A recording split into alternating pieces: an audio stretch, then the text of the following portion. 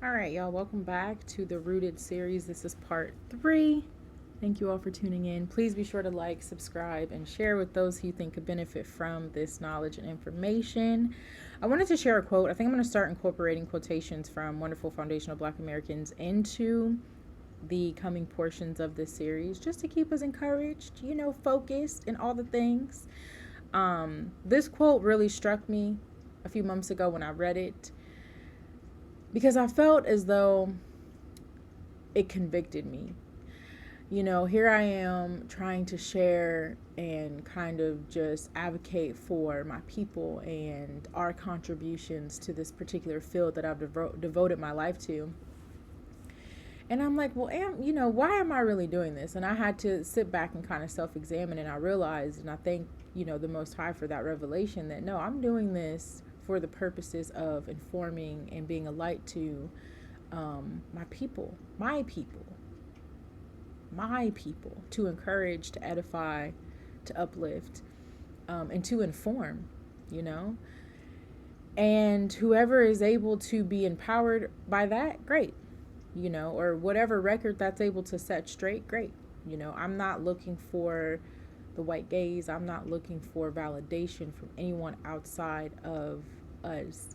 And not even that. The Lord has already validated what it is that I'm doing. All right. But I think this quote is really powerful.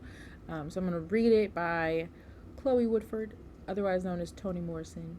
The serious function of racism is distraction. It keeps you from doing your work. It keeps you explaining over and over again your reason for being. Woo! Deep stuff. And it is. It's easy to get distracted and to be affected emotionally, mentally, spiritually, and thus physically by what's happening, by our oppression and by the things that we continually experience every hour of every day. And a lot of it is subconscious. A lot of it is trauma rooted, and we may not even be aware of that. But it's real. A lot of it is spiritual. Because what we really fight against, what we really wrestle with, are principalities and powers, child spirits in high places. All right. People too, okay? They, these spirits be utilizing people, so don't get me wrong. It's definitely individuals, definitely systems of structural violence and racism. But the ultimate culprit, is a war in another realm. But there are also battles and wars in the physical. Anyway, let me not get too deep. All right. This photo I wanted to share via the Library of Congress, as I mentioned in another video. Really great resource. You're able to access a lot of photos, audio recordings, text, and publications for free on their website. You just got to know what to really search for, because it's a huge archive catalog, as you can imagine. I would love to go visit in person, but this is what we got for right now. And it's sad because this is one of the only, very few images that they put out there.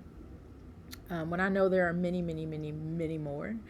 But these are wonderful, beautiful foundational Black Americans studying botany in Alabama at the Tuskegee Institute. One of my favorite photos. All right. Want to define a few terms. I'm going to start doing that in coming videos just so we have a clear idea and understanding of what it is that I'm talking about. All right. I want to read this quote here, and then we'll progress on. So when you hear me say biopiracy, even though the traditional definition of that is this sort of legalized description of any sort of unauthorized, unethical extraction of indigenous knowledge, genetic resources, or traditional medicines by corporations or researchers from developing nations without permission or fair compensation. I do think the principle behind this and spirit of this is something that can also be applied to individuals, especially those agents or people sent out on behalf of corporations and research institutions to quote unquote discover, hunt. They call them plant hunters, especially in the golden age here in America and Europe, and really just sort of exploring, all of these different resources.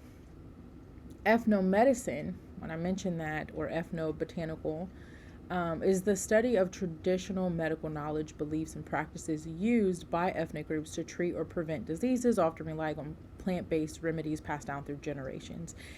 And so my focus and my work is on studying, learning about, and really delving into the intricacies and distinctions between different ethnomedical systems employed specifically by foundational Black Americans, the descendants of freedmen on this land, and even their ancestors, who, in many published works have been termed as the aborigines. And so that's my interest, because as I mentioned in a previous video, when it comes to the current Western herbal community that exists today, there isn't much knowledge about any of this stuff, about our history, about our contribution, about the fact that the knowledge that has built this system and allowed it to be what it is literally built off of our backs and from our blood, okay, through our wisdom and stewardship of the earth. And the God granted, if anyone has inherited anything, okay, which we're going to delve into that, it ain't the people you think it is, and it certainly ain't the people in power and control right now. But yeah, through all of that we've done, okay, against our will, forced or otherwise, is how this system is able to be what it is, not just here in America, but throughout the world, especially in Europe and other developed countries. So it's important stuff. But I really want to get into the distinctions of the differences in the folk medical systems, because, sorry, let me complete my thought. What I was saying was, what is commonly understood or taught, the very little that is, it's only of African origin, and it tends to be this sort of magical, what they call religious, but I'm going to call it magical, spiritualistic sort of system of employing plants for healing. And even when we look at foundational Black Americans in particular, and those who've gone through that ethnogenesis, a lot of that is still attributed to a practice of hoodoo, which is very different from voodoo and other African spiritualistic systems. But it does sort of have this syncretic nature of combining different elements out of those systems into this sort of closed system known as hoodoo. But it's not the only way that our ancestors, my ancestors, for those of us who are foundational Black American, have interacted with or utilized the plants from the earth, right? So we gotta be able to acknowledge that and to understand that a lot of our ancestors had a very robust, that's just one of my favorite words, I guess, these days. I'm using that a lot. A very robust relationship with their creator, with the Most High God, and with his word, understanding that, like Neely Fuller said, and I gotta find that video, and I'm not saying this verbatim, I'm just kind of summarizing it, the idea that, and the book of Eli does a great job of showcasing this as well. If you take a resource like the Bible and you use it for evil, or you use it for your own interest, that don't make the Bible itself evil or something that was written or created or inspired by you. No, not at all. But if you can take the very things that the people you're looking to conquer, revere, and value, and flip it on its head and turn it into something else, and then be so emboldened because you realize that there's a little bit of you in it, and we'll kind of get into that. Genius. I mean, that's how they've been able to conquer for so long. You use what's there, whether it's conflict, whether it's internal infighting, whatever it is, you use what's there to your advantage. Hello? It's not just this sort of physical conquest. I mean, there's different kinds of warfare. And if they can get you socially, politically, economically, mentally, spiritually, that's what they finna do. Very cunning. Okay? So hopefully y'all understand what I'm putting down. But yeah, so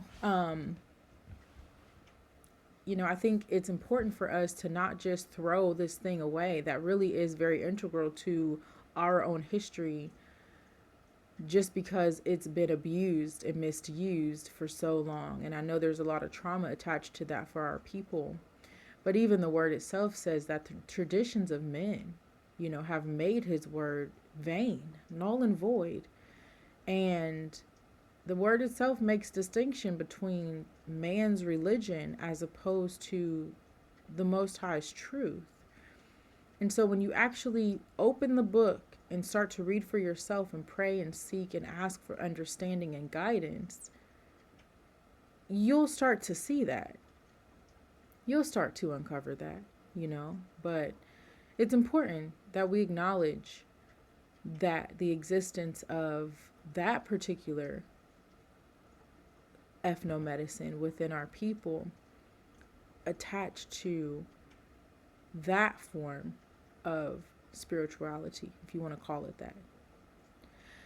So let me go ahead and read this quote. It's by Moss Cass. He was, from what I understand, an environmentalist, conservationalist, and doctor out of Australia, which we know has a very robust, there's that word again, racial or racist, I guess I should say, history. And it's so interesting because it's clever in how he's able to weave in this underlying message through all of these projections. And something that at first glance, right, prima facie on the surface seems to be noble and like, yeah, we should. But he ain't talking to us. And yeah, this is very, I don't even know the word that I'm trying to say. Something that's deeply intertwined and implanted while also being kind of precarious.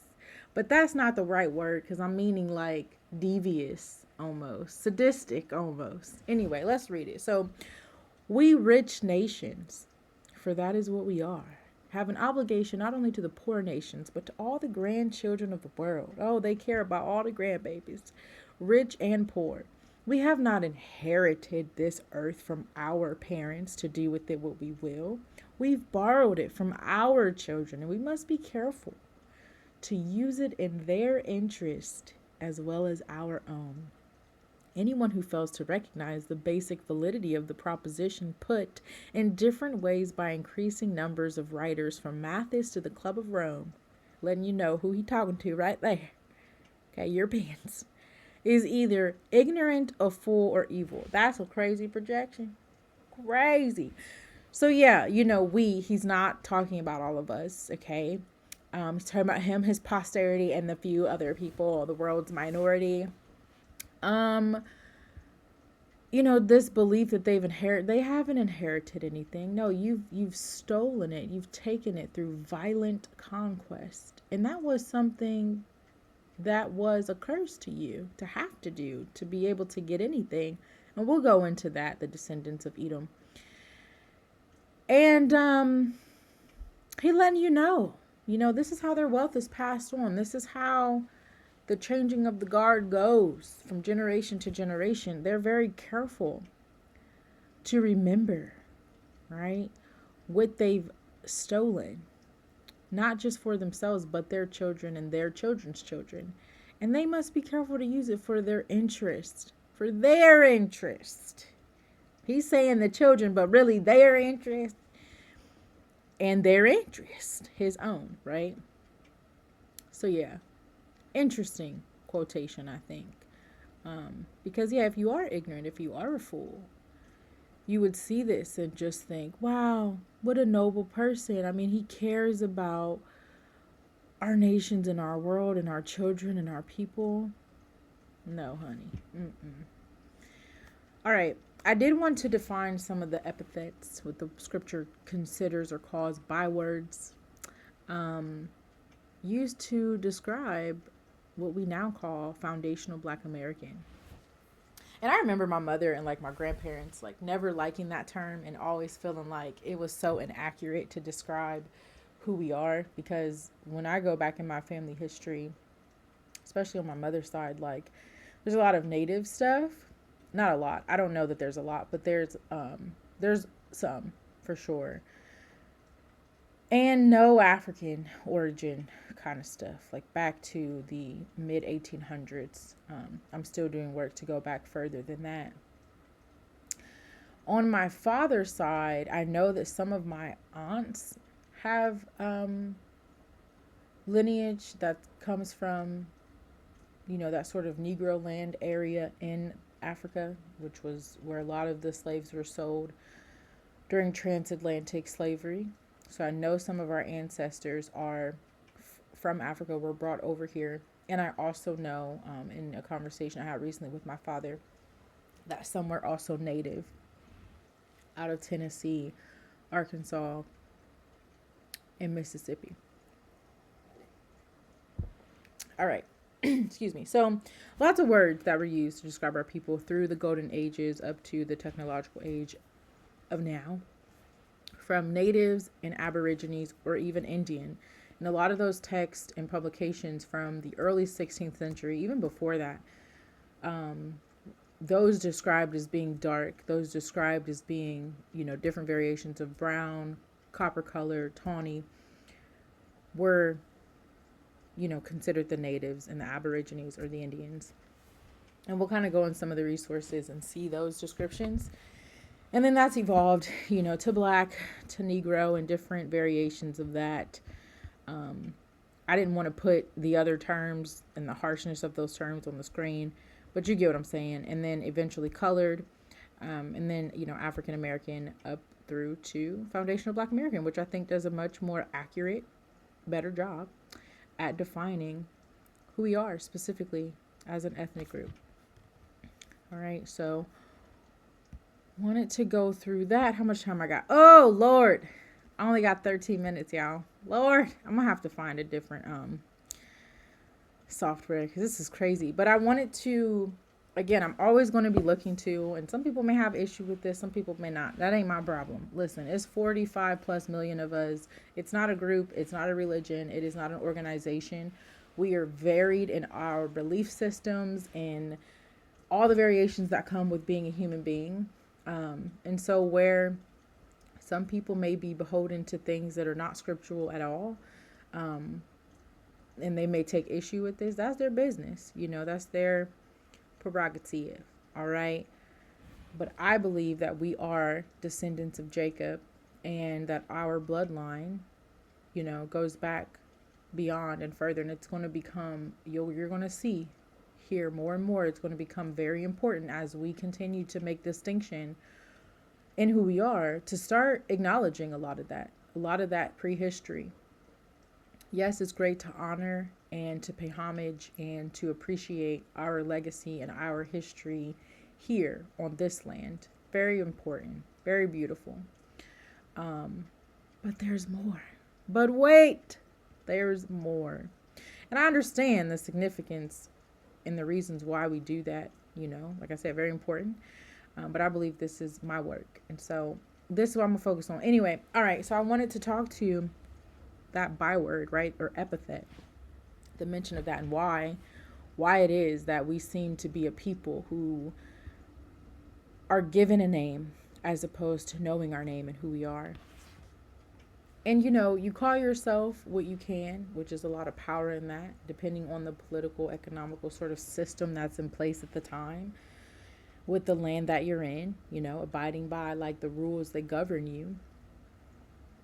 But as a part of our fall and our situation or curse because of our disobedience as a people in earlier times, we were told that we would be scattered among the nations.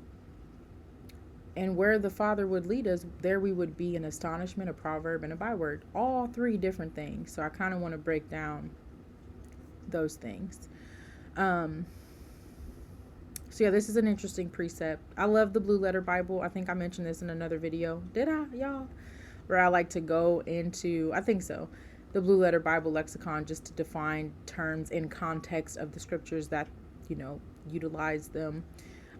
So just this taunt, this sharp word, this sharp cutting word, and you can see that is the proper H number for the precept that we have here.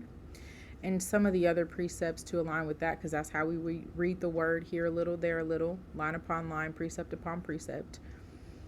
And yes, I do believe that, with us being descendants from Jacob in biblical times, we are tied to the children of Israel. And so it mentions here that, he gonna cast us out, cut us off for a time, not forever. And we will be a byword among all people. Here it says also, will make it to be a byword and a proverb among the nations. Now, a proverb, did I look that up? Oh, I got that up twice. A proverb, I'm trying to see. Unlike a byword, I think is really interesting because it signifies this sort of like parable or this sort of hidden understanding or knowledge, this sort of like allegory of such, of things that represent something else, something greater, something different. And we'll kind of delve into that in a later recording because I don't have a lot of time, y'all. Lord. And then an astonishment is really interesting because it kind of signifies like the wonder, the wonderfulness, which is a little different biblically from how we understand it in the world as being this positively connotated thing, when really it speaks to just how vast and terrifying and horrifying, the Most High's power can be, even in how he utilizes people and nations. War itself is a wonderful, terrifying thing, and so we would be that in the nations that we were driven to. And I believe that through the work that he does through our people, that is true. We are a wonder, not just to our captors and those here, but also throughout the world, in ways that inspire fear, but also good things as well. So to me, that was really interesting that word was utilized. Oh yeah, I also wanted to go into our captivity in Egypt and tying that in the description of our complexion to some of the records that we're going to look into. But I pulled this up here on my Instagram because I do screenshot a lot of these resources, and I got to start like putting the actual title and the page number so that I can remember, because I have like thousands of resources at this point and I don't always remember, but I think this is from the ancient history of America. I believe so. But I just wanted to read this really quick. So through America, though America possesses some dark brown men approaching to black, yet it has been almost universally believed that there were no Aboriginal blacks or Negroes found on this continent. But from considering the peculiar circumstances under which a black race was found in North America, I hold it more than probable that the common opinion is erroneous. Torquemada says the Californians showed no manner of surprise at the sight of some Negroes that accompanied Vescanio on a voyage to the coast in 1602. And he says that the natives seemed greatly pleased at the sight of the Negro and signified to him that, they lived in friendship and correspondence with the people of his color, and not far from thence was a Negro village. And I think it goes on even further. Yeah, the color of the Indians of the California missions approaches to that of Negroes whose hair is not woolly. And in another place, the color of the Indians is that of Negroes. So different hair textures, but still very dark complected, brown complected. And it keeps, going on to describe that. Also wanted to show here this, which is really interesting, that, and I think this is the only one I've been able to find thus far, but I'm still looking. But I can really appreciate the mention that the Aborigines were wrongfully named Indians by Columbus. And there are other works, again, I lost them, I need to find them, that describe the natives as being aborigines. Yeah, this is that same. Yeah, these are the pages of the same text. And then he goes on to talk about those individuals, the aborigines, being of the Hebrew race. Very deep, y'all. We gonna get into it. We are gonna get into it.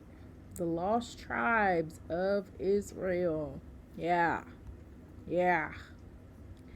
Interesting stuff. Y'all check out the Anti-Wellness Instagram. It has a lot of great resources and screenshots of interesting text. And on that note, I did want to plug real quick one of the resources that I love to use outside of my university library, some research databases that I'm able to have access to or pay for subscriptions for, and then just resources that I purchase outright. A great free resource, if you all want to start doing your own study with this stuff, is the Internet Archive, for those who may not know.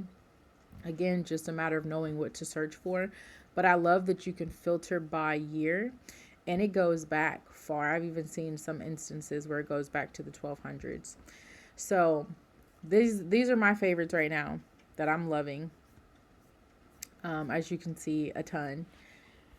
Lots to do with the earlier discoveries of Turtle Island or North America, and the flora and botany and all things. Love, love, love it. I did want to get into, I really did want to get into Bartram's journal today, and also his father's work, if I can find it. That ain't it. Where is it?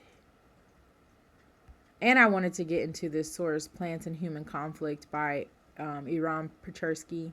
Really good source, because it helps you to understand just how important and integral plants are to our existence, of course, but just to conquest, and kind of how it all works, how it all connects, and that's why I think shedding light on these things is so important, especially for our people to continue on in a way that is whole, that is healthy, and that is deeply rooted, and getting back to these systems, these ethnomedical systems that served us so, so well.